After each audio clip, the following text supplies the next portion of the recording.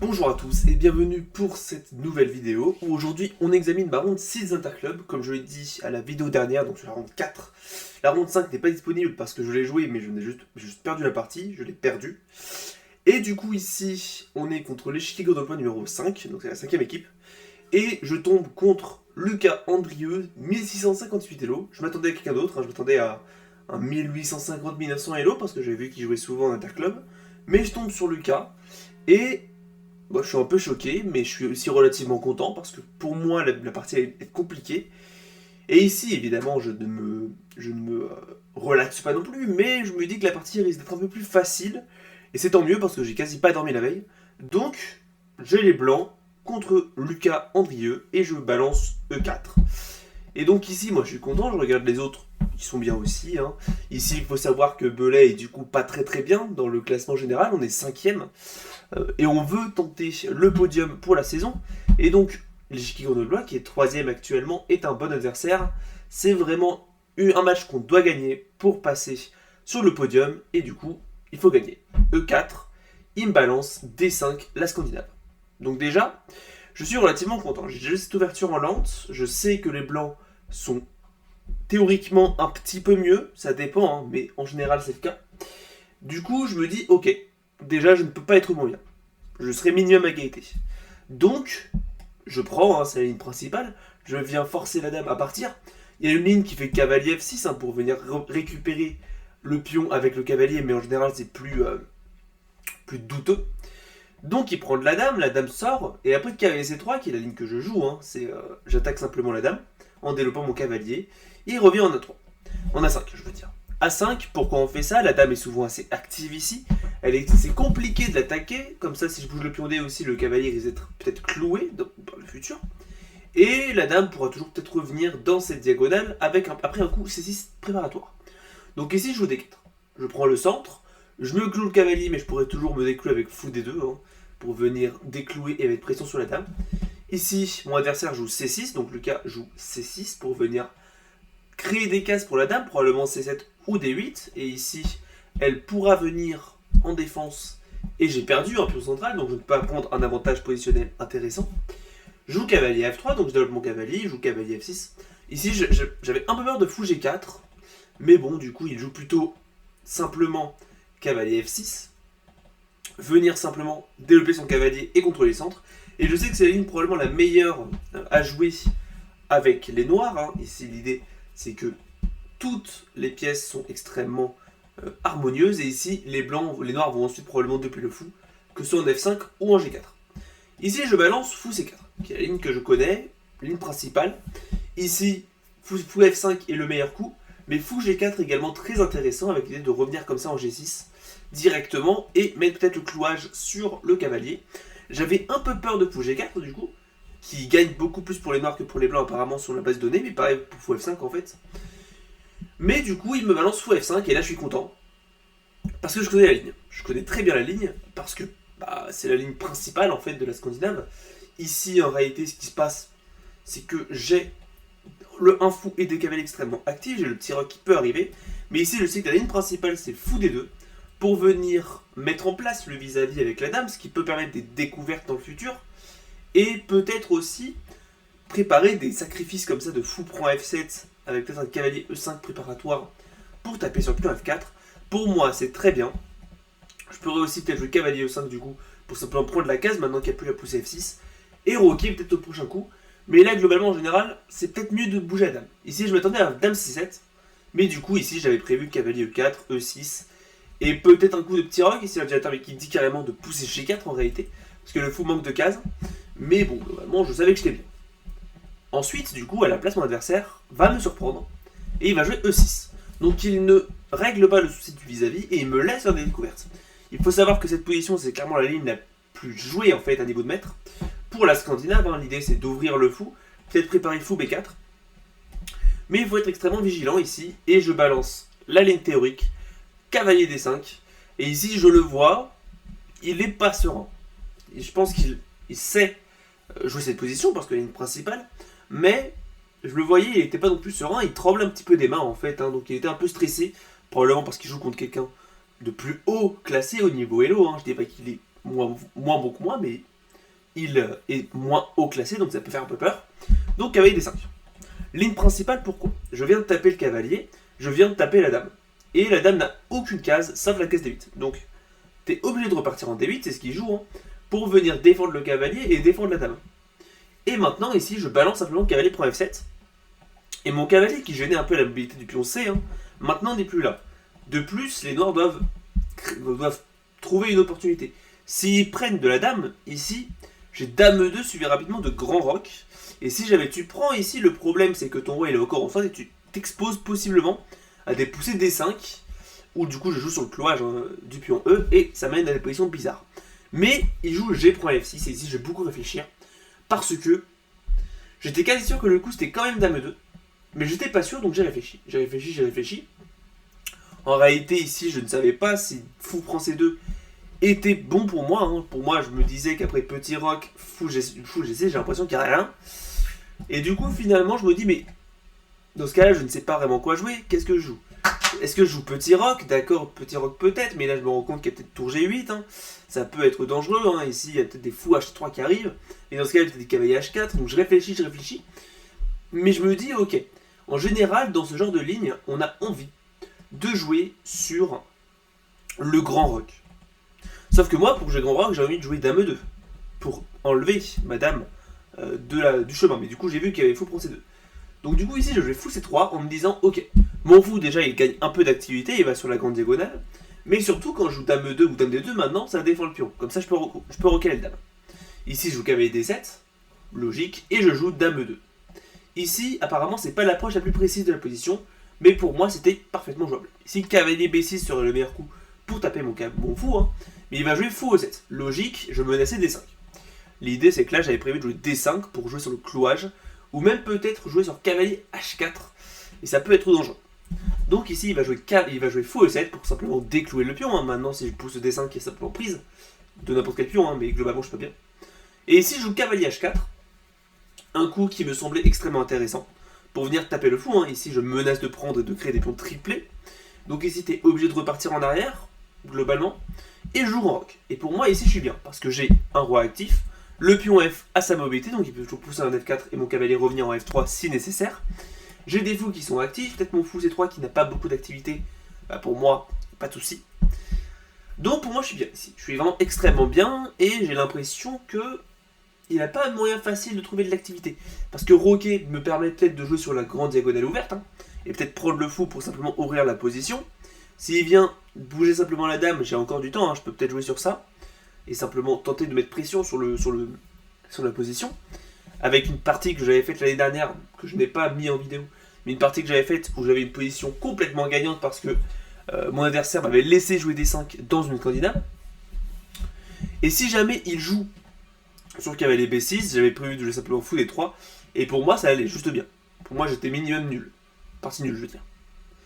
Et ici du coup il me joue dame C7. C'est la ligne la plus jouée des amateurs, avec l'idée de simplement préparer le grand roc, contrôler les cases, et ici même il menace peut-être un coup de fou F4, dame F4, vous notez, pour faire un petit clouage assez bien caché entre le roi et le cavalier. C'est pour ça que quand vous faites un grand roc, soyez extrêmement vigilant à votre roi, parce qu'il est dans les diagonales, là cette diagonale est grande ouverte. Donc faites gaffe quand même aux fourchettes, donc moi j'ai vu dame F4 au bout de peut-être 10 secondes de réflexion, hein, donc c'est quand même assez bien caché, et je me dis bon, bien tenté, mais je ne vais pas me faire avoir. Et je balance du coup G3. Un coup qui peut paraître bizarre, à première vue, il ne fait pas grand chose. Et j'affaiblis ma grande diagonale, sachant que j'ai pas de fortuito ici. Hein. Il est là mon fou. Mais ce qui est bien, c'est que si tu pousses B4, B5, j'avais prévu de jouer fou F1 au bout d'un moment. Hein. Là, si tu fais ça directement, je joue fou B3 probablement. Mais j'avais prévu peut-être de bouger ma dame, jouer fou F1, fou G2. Mais surtout, mon but c'est de contrôler la case F4 et peut-être pousser F4 moi-même. De plus, si tu attaques maintenant avec F5, hein, c'est un coup que j'avais prévu. Bon là apparemment j'ai D5 qui est très bon, je ne l'ai pas vu. J'aurais probablement simplement revenu en arrière. Et mon cavalier, maintenant, il est relativement actif, il peut rapidement revenir en E3, je pousse F4 et ton fou manque cruellement de cases. Hein. Vous notez que la structure est vraiment très mauvaise. Donc moi voilà, je vois ça, je me dis ok très bien. Il joue grand roc, je balance F4. Du coup, logique, hein, je contrôle très bien la case, j'avais pas envie d'autoriser la pousser E5, maintenant c'est très compliqué de la jouer. Surtout avec ma tour qui arrive probablement en jeu. J'ai aussi peut-être la menace de jouer F5 ici, vous notez, pour enfermer le fou. Hein. Et ici, tu ne pourrais pas récupérer parce que le fou ici, en E7 serait en l'air. Donc ici, j'ai une menace qui est claire d'être précise. F5, c'est une menace et les noirs doivent réagir. Et mon adversaire va essayer très bien réagir. Il va jouer cavalier B6, très bien joué, pour venir attaquer mon fou. Enfin, mettre pression, hein, je n'ai pas envie d'échanger les fous. Mais surtout, défendre simplement le fou avec la dame.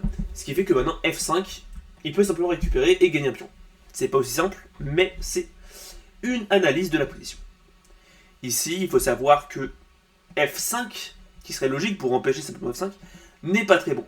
Le pion E6 devient arriéré et le fou ici en G6 devient complètement enfermé. Et ici, j'avais d'ailleurs prévu de jouer cavalier G2 encore une fois pour ne pas laisser la case. Ici, apparemment, c'est très bien pour les noirs parce qu'ils sont cavalier F6, cavalier E5. Mais globalement, c'était mon analyse sur le coup. À la place, il me joue cavalier B6 pour taper sur le fou. Ici, je pourrais simplement bouger bêtement le fou, mais j'avais vu qu'il y avait simplement cavalier D5 et pour moi, c'était pas bien, hein, parce que le cavalier vient en jeu et j'ai pas envie d'autoriser ça, donc je vais plutôt jouer assez rapidement fou A5 pour clouer le cavalier. Et là, je le vois, il réfléchit et il est pas content. Il est pas content de sa position, il se rend compte qu'il est complètement paralysé et je m'en rends compte aussi. Hein. Je vois qu'il ne peut rien faire. F5 pour moi est un coup affaiblissant, c'est le meilleur coup, mais pour moi, c'est pas ouf. Parce que pour moi, j'ai l'impression que le fou est complètement hors jeu, hein, il joue pratiquement avec un fou de moins. Et je me dis que ça va aller. Ici, il me balance tour D7, un coup intéressant pour peut-être préparer tour D8. Et ici, j'avais une option que je vais louper plusieurs fois. Ici, en réalité, je ne l'ai pas loupé, j'ai juste sous-estimé. Là, moi, je vois que j'ai peut-être F5. Mais je me dis, ok, bon, si tu prends du fou, déjà, je suis content, hein, je récupère le fou, puis je vais récupérer le pion en F7, donc pour moi, je suis juste gagnant. Et du coup, qu'est-ce qui se passe si tu prends du pion?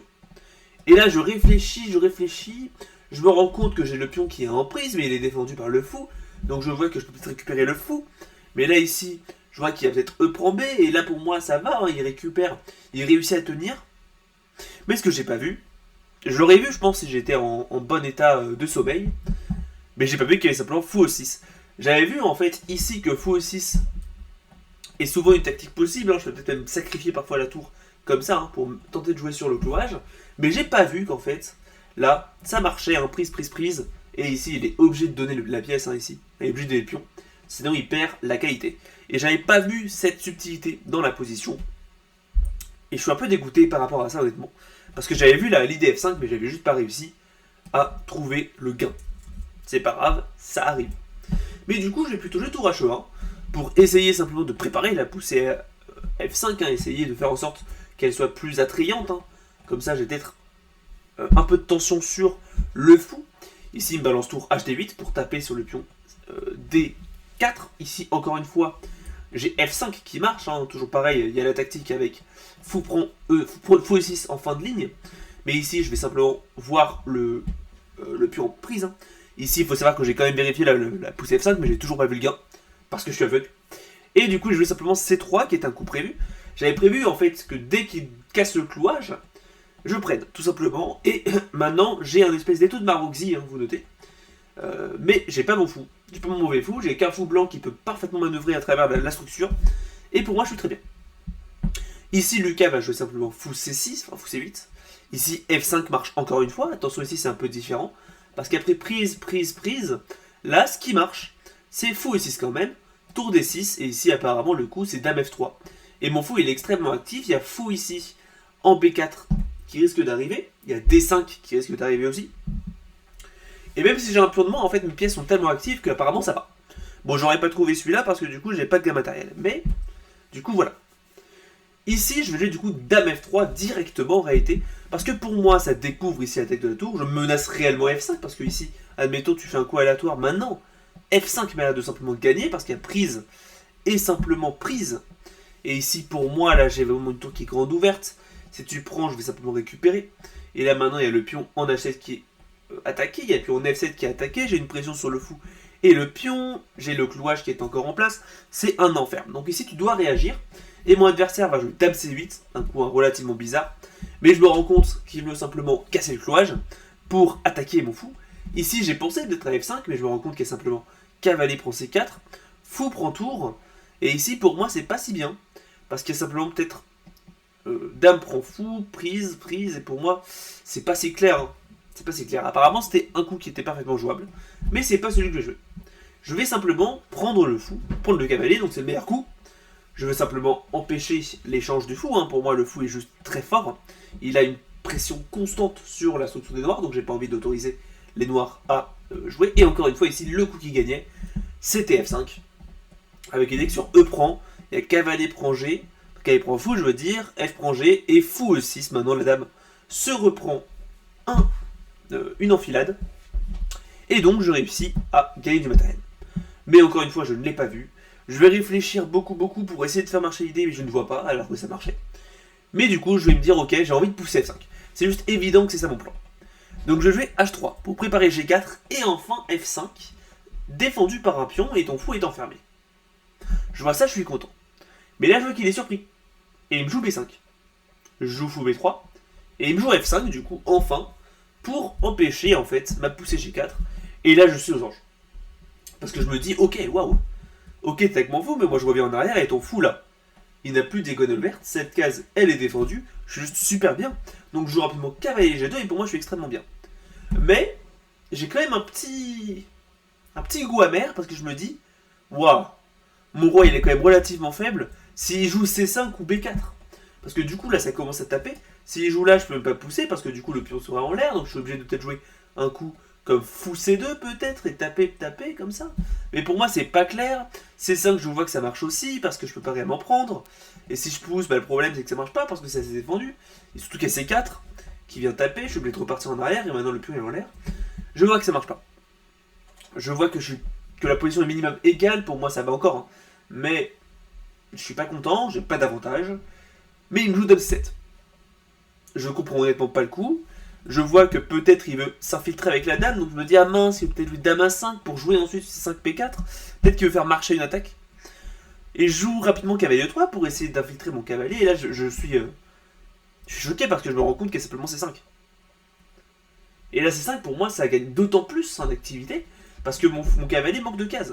Et si jamais tu viens là, tu réussis à t'installer ici, pour moi je suis pas bien. Sur D5 j'ai vu qu'il y avait C4, fou C2, et là, j'ai pas l'impression d'être non plus super bien. Il y a peut-être B4 qui arrive, fou C4, fou C5, peut-être même simplement prise. Pour moi, c'est pas ouf. Mais, je ne désespère pas. Et il me joue H6. Un coup qui m'avait l'air relativement bizarre. Même si, du coup, j'avais une idée, hein, j'avais vu qu'il y avait une tactique qui pouvait arriver, c'est-à-dire H4, H5 pour enfermer le fou. Mais du coup, je vois qu'il joue H6 pour simplement créer la case H7 et empêcher la case. Empêcher, du coup, ça, parce que du coup ça viendrait affaiblir fortement le pion en G3 qui deviendrait arriéré.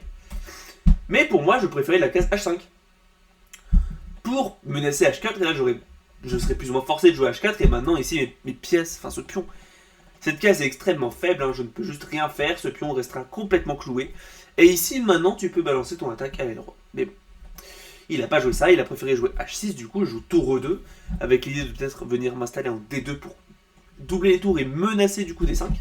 Si jamais il pousse C5, mon plan c'est juste d'empêcher C5. Et il me joue tour G8. Un coup que je ne comprends pas sur le coup. Enfin, je me rends compte qu'il veut taper sur le pion, mais le pion il est parfaitement défendu. Hein. Madame fait un job parfait, surtout qu'il y a cavalier fin qui peut arriver. Ou tour G1. Donc je joue rapidement tour D2.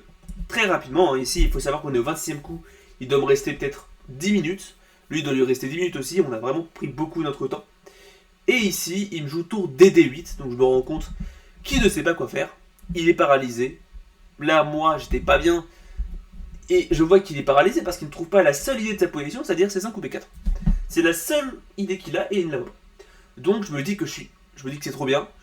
J'ai tout mon temps pour manœuvrer et je vais jouer cavalier G2 en me disant, ok, de toute façon, il veut pousser C5. Il veut pousser E5, il veut pousser B4. Donc du coup, si mon cavalier arrive en D3, c'est parfait. Donc ici, j'ai plusieurs routes pour le faire. Je peux passer par la case C2 et la case B4, mais là, dans ce cas-là, C5, et c'est défendu par le fou. Donc je me dis, ok, je vais plutôt revenir en G2. Ici, déjà, H4 peut faire peur, si jamais tu bouges ton fou. Mais mon plan principal, c'est de simplement revenir en E1, et de revenir en D3. Il joue tour G7, je me rends compte rapidement qu'il veut jouer sur tour DG8 et taper sur mon pion G. Et il faut être extrêmement vigilant, hein, parce que mon pion est faible, maintenant qu'il a simplement empêché la poussée G4. Donc je vais tour G1 prophylactiquement, c'est pas du tout le meilleur coup. Le meilleur coup c'est A3 pour empêcher B4. Mais du coup, je vais jouer tour G1 prophylactiquement pour venir essayer de mettre la tour en défense et jouer cavalier 1 sans bloquer du coup la tour en D1. Ici, B4 est le meilleur coup, encore une fois, solide la position, mais il va continuer son plan avec tour DG8. Mais là, on voit juste que c'est parfaitement défendu, hein. J'ai une dame et une tour qui défendent parfaitement. Je joue cavalier 1 pour me rediriger vers la case D3. C'est dernière occasion de jouer C5 pour tenter de jouer l'égalisation. Il ne le joue pas, il joue fou D6 pour tenter de jouer probablement sur un clouage comme ça et essayer de jouer sur la tour comme ça. Donc je joue cavalier D3. Il joue fou H7 et ici, attention, menace. Hein. Il menace de prendre ici le pion. Sur quoi ici je ne pourrai pas récupérer parce que la tour sera à l'intérieur et je ne peux pas récupérer de la dame parce que la dame défend. Et si prise, du coup vous avez compris, il y a prise. Mais là mon cavalier défend bien. Donc je me dis ok parfait. Bon je vais jouer tour DG2 pour quand même stabiliser la position. Parce que j'avais peur de la colonne ouverte et pour moi je veux peut-être menacer de pousser G4 pour me débarrasser de mon pion faible. Et il me joue dame E7. Ok. Je vois pas trop l'idée. Je pense qu'il voulait forcer la poussée 5 ou pousser B4. Et je joue dame E3. Donc du coup ici la poussée 5 est impossible. La poussée B4 est possible. Mais là j'avais prévu simplement de jouer sur C4 ici. Et de simplement enlever cette poussée et préparer la poussée 5 moi-même. Et j'ai peut-être même des menaces avec fou prend E6. Peut-être des petits sacrifices comme ça. Dans le futur. Pour moi je suis juste bien. Il me joue dame F8. Un coup... Bon, je vois ce qu'il veut faire, il va peut-être essayer de faire un canon d'Alekhine, que ce soit en bougeant les deux tours et mettre la dame derrière, soit en bougeant la tour et mettant la dame directement entre les deux tours, et dans ce cas-là, ça fait un canon d'Alekhine. Ce qu'on appelle un canon d'Alekhine, c'est quand les trois pièces majeures, les trois pièces lourdes sont mises en batterie. Donc ici, il veut faire un canon d'Alekhine sur mon pion G. Je joue cavalier C5 en me disant, il y a un monde où ça passe, il y a un monde où il s'en fout et il se prend la fourchette royale. Et puis de toute façon, ça m'avait l'air d'être intéressant. Bon, ici, je ne suis pas dupe. Je savais qu'il allait prendre, mais pour moi, cet échange, donc c'est la partie. Après, déproncer, pour moi, ça allait bien. Parce que toutes ces tours sont hors jeu. Moi, mes tours peuvent rapidement revenir sur la colonne ouverte. Ma dame est extrêmement active. Il y a la case D5 qui est juste parfaite. Pour moi, je me dis que tout va bien. Et il joue roi A8, un coup que je ne comprends honnêtement pas. Un coup qui m'a l'air extrêmement douteux parce qu'il ne fait absolument rien. Le roi, pour la finale, s'éloigne. Peut-être qu'il voulait empêcher dame D5, j'imagine, je ne sais pas vraiment.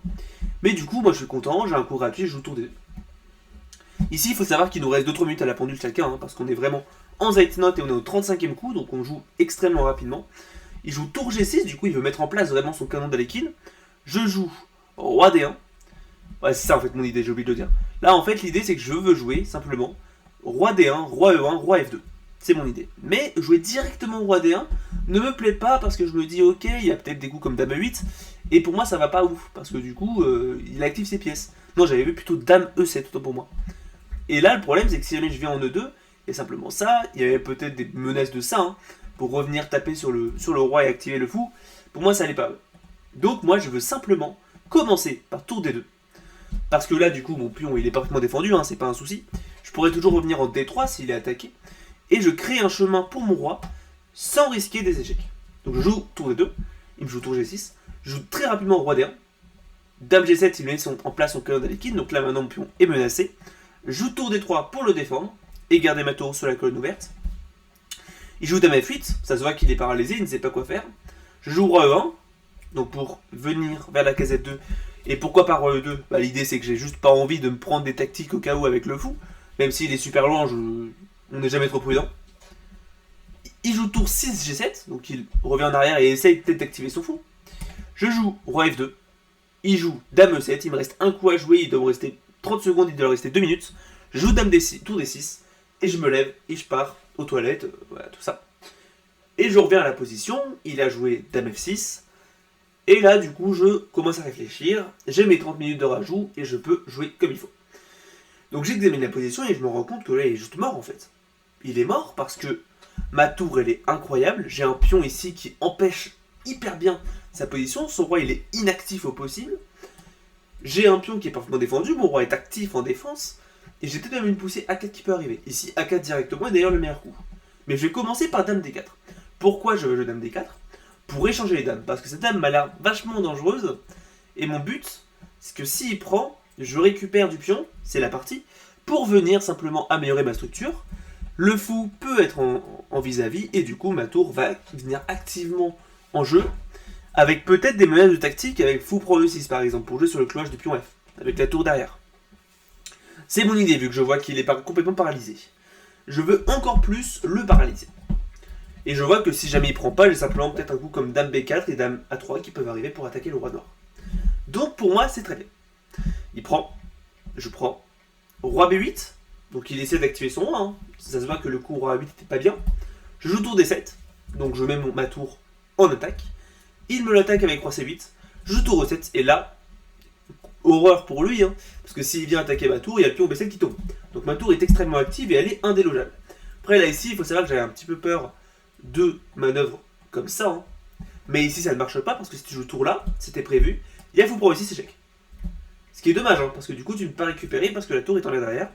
Et après du coup si tu pars, moi je vais simplement jouer sur probablement fou en arrière ou en arrière comme ça, il dit même D5 l'ordinateur. Ce qui fait sens, hein. Et après prise ici, il dit carrément tour D1, ouais logique. Pour venir prendre du fou. Ça fait sens. Mais du coup, mon adversaire va ici plutôt jouer fou G6 pour défendre le pion. Ok. Je joue tour D1, mais ici voilà, hein, l'idée c'est que je me rends compte très rapidement que c'est un très mauvais coup. Parce que les tours mettaient de pression sur la tour, sur le pion, et ça empêchait en fait ma tour de venir en jeu. Là maintenant je peux jouer tour D1. Juste petit aparté, après Dame prend ici, en fait c'est prendre D, c'est un mauvais coup. Ici j'aurais dû prendre de la tour, mais j'avais pas envie parce que du coup j'avais envie de me débarrasser du pion doublé.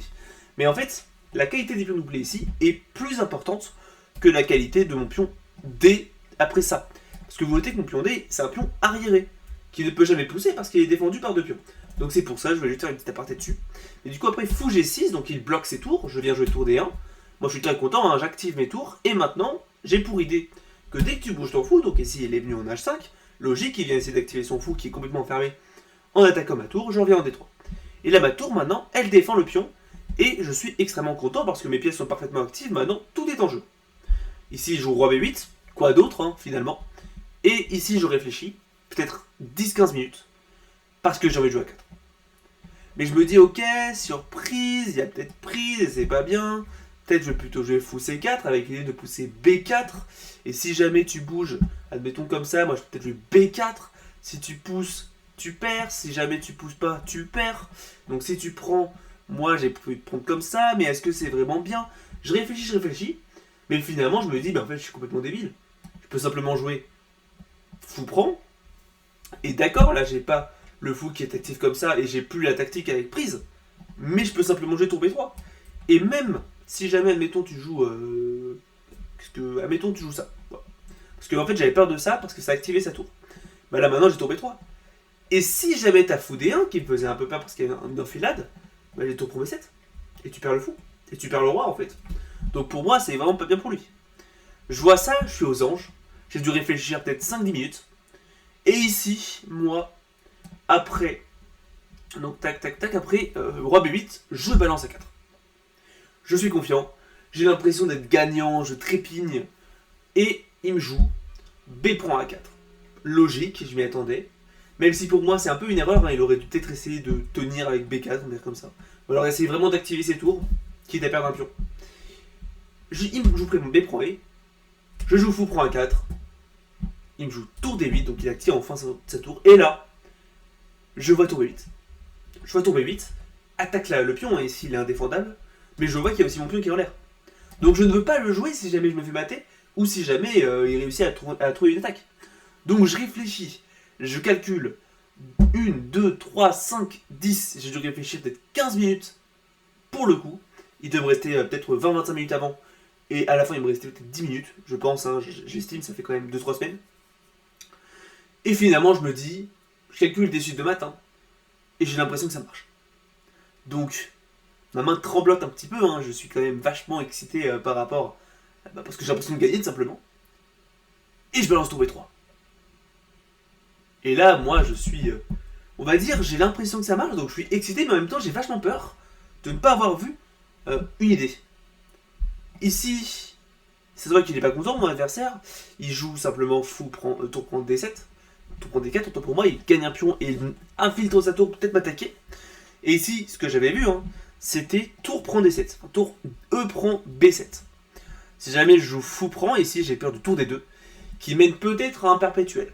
L'idée c'est que là le fou et la tour se concorde bien, la tour ici attaque mon tour G6, donc si je viens là par exemple, il y a peut-être simplement G6, donc globalement je me dis que ça va pas. Donc je joue cet échec, tour prend EB7, tour E prend B7, tant pour moi, donc j'attaque le roi. Si jamais il y a roi C8, c'est simplement échec, puis échec et mat.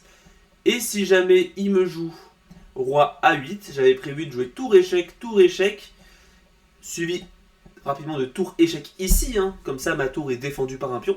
Si tu viens là, c'est échec et mat, jolie suite de mat, hein. Ici tout est défendu. Et si jamais tu viens ici, j'ai prévu de refaire échec et de prendre ici avec un échec et mat qui arrive et qui est imparable. Et même si tu fais ça, mince, je me suis trompé de case, même si tu fais ça échec, j'avais prévu de jouer ici, tu fais échec si t'es forcé, ici, tu peux pas venir là parce que t'es défendu, tu viens de là du coup, ici, et là j'ai l'impression que ça tient vachement bien parce que ici t'as pas vraiment de choix, hein, tu dois faire un échec.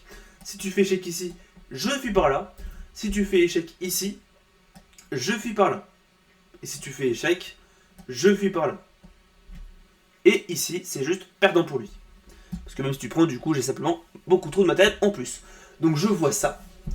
C'est ce que j'avais calculé après tour B3, hein, évidemment. Je me dis, bah il est mort. Ici, je m'attends à ce qu'il joue roi A8. Mais il me joue roi C8. Bah, du coup, moi, je suis assez content. Je joue tour B8 échec. Il joue pas roi D7. Ici, il abandonne. Mon adversaire abandonne ici, mais du coup, peu importe où tu bouges, il y a simplement tour B7 qui arrive avec un échec et mat. Et mon adversaire, du coup, abandonne dans cette position. Ce qui fait que je gagne la partie, ce qui est quand même vachement bien, parce que quand vous regardez mes vidéos, ça fait 3 parties d'affilée que je fais des contre-perfs. J'avais fait la nulle contre Léo Maquet, qui était 1600 Elo. J'ai perdu contre un 1800 et contre un 1600. Donc j'étais pas sur une très bonne lancée, et là je gagne contre 1600, avec une partie relativement ok, hein, sauf du coup pour les coups de F5 que je n'ai pas vu. Mais maintenant, bah, du coup je sais où était mon erreur, donc ça va. J'ai réussi, je vais apprendre de cette erreur. Mais du coup, belle victoire, je suis content, hein, du coup de cette victoire contre Lucas Andrieux, donc ça va me faire peut-être 5-6 Elo, donc c'est bien, hein. Je casse la suite des 2 défaites, donc ça fait très plaisir. Et bonne nouvelle, hein, Belay gagne contre Grenoble, hein, ici mes collègues ont fait un bon boulot, on a gagné 3-1, donc c'est un très très bon score. Ce qui fait qu'on est encore en lice, et même là actuellement, ronde 6, je vous parle juste avant la ronde 7, c'est ce dimanche, eh bien, on est 3ème, provisoire. Donc, c'est incroyable. On atteint notre objectif, faut juste gagner la prochaine, et on est quasi sûr en fait d'être 3ème. Et du coup, c'est bien. Je suis très content de notre performance, hein. Et belle victoire du coup contre Lucas qui a quand même extrêmement bien joué, je tiens à le dire. C'était une partie extrêmement belle et extrêmement intéressante. Je peux vous dire que je en ai parlé, hein, à la fin la ronde, mais c'est l'une des parties où je me suis le plus amusé pour l'instant de ma vie. Parce que c'était très très positionnel et moi je suis très à l'aise dans les positions comme ça. Donc ça fait plaisir. Sur ce, j'espère que vous avez aimé cette vidéo. J'espère que vous allez aimer mes prochaines et mes précédentes, si vous avez envie. Likez la vidéo si c'est le cas, hein. Ça m'aide à voir quel format vous plaît et ce que je peux améliorer. Abonnez-vous pour ne pas louper mes prochaines vidéos. Sur ce, je vous dis à bientôt pour une prochaine vidéo. C'est Dragonnier Alpin. Tchuss.